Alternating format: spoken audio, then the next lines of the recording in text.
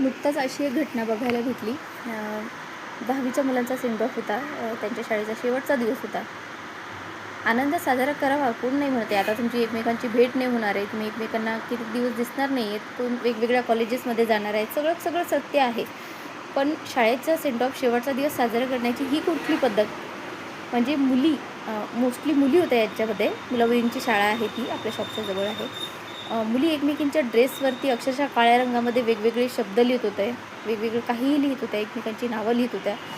आणि त्याचप्रमाणे काळा रंग घेतला होता त्यांनी, तो हाताला लावून एकमेकांच्या ड्रेसवरती अक्षरशः छापे मारत होते. पूर्वी असं व्हायचं की जुना ड्रेस असला शाळेचा की ती आठवण म्हणून ठेवला जायचा, तो घातला जायचा, आवर्जून बघितला जायचा की हा माझ्या शाळेचा ड्रेस होता. पण ही कुठली पद्धत आहे आनंद साजरा करण्याची?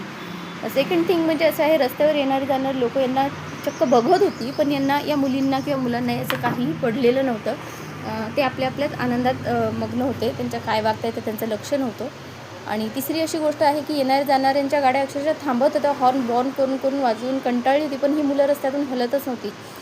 आणि आपलं कपड्यांचं दुकान आहे, कपड्याच्या दुकानाच्या बाजूला यांनी अक्षरशः चक्क फटाके फोडले. म्हणजे यांना कशाचंही गांभीर्य आहे की दुसऱ्याचं नुकसान होऊ शकतं, येणाऱ्या जाणाऱ्यांना त्रास होते, आपण रस्त्यात उभं राहून हे काय प्रकार चाललेले आहेत. यांचे पॅरेंट्स यांना घ्यायला आलेले होते, पण त्यांनाही याचं काहीही पडलेलं नाही आहे. बघा, म्हणजे परिस्थिती अशी आहे, मुलांच्या विरोधात वेगवेगळे अत्याचार घडत आहेत, गुन्हे घडत आहेत. या गोष्टींना कुठे प्रोत्साहन मिळत आहे का, हे आपल्याला एक समाज म्हणून बघणं गरजेचं आहे. मला देखील मुली आहेत, म्हणून या गोष्टीचं मला जरा गांभीर्य अधिक वाटलं. ते देखील कधीतरी 10वीला जाणार आहेत. मग अशा परिस्थितीमध्ये पालकांनी लक्ष देणं महत्त्वाचं आहे. शिवाय शाळेनेही मुलांना सेंड ऑफ दिला, शेवटचा दिवस असला तर मुलं काय करत आहेत हे बघणं गरजेचं आहे.